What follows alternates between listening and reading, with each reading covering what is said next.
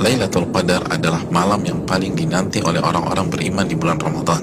Beribadah di malam Lailatul Qadar lebih baik daripada beribadah selama 1000 bulan atau 83 tahun lebih. Allah Subhanahu wa taala berfirman dalam surat Al-Qadar ayat 3, Lailatul Qadari khairun min alfi syahr. Malam Lailatul Qadar itu lebih baik daripada 1000 bulan. Maka pertanyaannya adalah, di mana malam itu berada?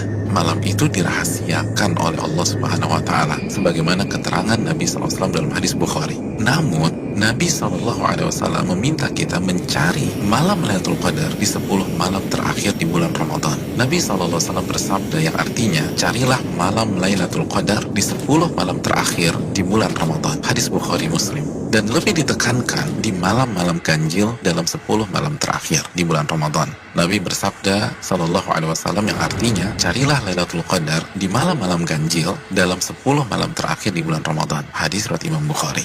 Saudaraku yang semoga Allah muliakan, maka pertanyaan keduanya adalah bagaimana kita mencari dan mendapatkan Lailatul Qadar? Jawabannya dengan mengikuti apa yang Rasulullah SAW lakukan di 10 malam terakhir di bulan Ramadan.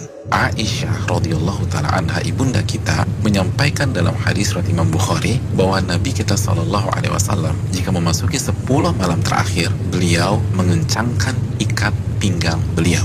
Maksudnya, selama 10 malam itu, beliau tidak berhubungan suami istri karena fokus beribadah. Yang kedua, beliau menghidupkan malam-malamnya dengan ibadah. Dan yang ketiga, beliau membangunkan keluarga beliau agar mereka pun beribadah. Saudaraku, dari hadis ini kita bisa simpulkan bahwa cara mendapatkan Lailatul Qadar adalah beribadah semaksimal mungkin di 10 malam terakhir di bulan Ramadan dan berusaha untuk sementara waktu meninggalkan hal-hal mubah yang bisa menurunkan kuantitas dan kualitas ibadah kita di 10 malam terakhir.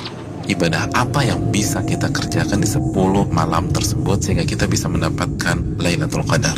Di antara amal dan ibadah yang kita bisa kerjakan, yang pertama, menjaga sholat wajib kita, khususnya sholat isya dan subuh secara berjamaah. Nabi kita SAW bersabda dalam hadis riwayat Imam Muslim, barang siapa yang sholat isya berjamaah, maka ia akan mendapatkan bonus pahala sholat atau ibadah selama setengah malam full. Dan barang siapa yang sholat isya dan subuh berjamaah, maka genaplah bonus pahalanya menjadi sholat atau ibadah selama 1 malam suntuk. Hadis riwayat Imam Muslim. Amalan yang kedua, sholat tarawih berjamaah. Nabi SAW bersabda dalam hadis riwayat Imam Tirmidzi yang artinya barang siapa yang sholat tarawih bersama imam sampai selesai atau ditutup dengan witir, maka ia mendapatkan pahala sholat semalam suntuk.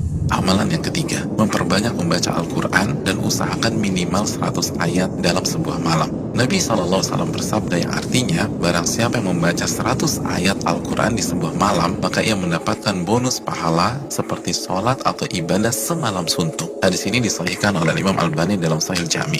Yang keempat, memperbanyak doa, khususnya doa Allahumma innaka afuun tuhibbul afwa fa'fu anni. Ya Allah, sesungguhnya Engkau zat yang maha pengampun dan menyukai ampunan, maka ampunilah diriku. Hadis yang dikeluarkan oleh Imam Tirmidzi. Yang kelima, memperbanyak muhasabah atau introspeksi diri, bertaubat dan beristighfar sebagaimana doa yang Nabi SAW ajarkan ke istri beliau Aisyah radhiyallahu taala anha yang berisi meminta ampunan kepada Allah Subhanahu wa taala. Yang keenam, memperbanyak zikir khususnya di akhir tengah malam. Nabi SAW bersabda yang artinya waktu terdekat Rabb dengan hambanya di saat akhir tengah malam. Hadis ini disahihkan Al-Imam Albani dalam Sahih Jami. Yang ketujuh, membaca 2 ayat terakhir dari surat Al-Baqarah. Nabi SAW bersabda yang artinya barang siapa yang membaca 2 ayat terakhir dari surat Al-Baqarah di malam hari, niscaya 2 ayat ini akan mencukupkannya. Hadis riwayat Imam Bukhari dan Muslim.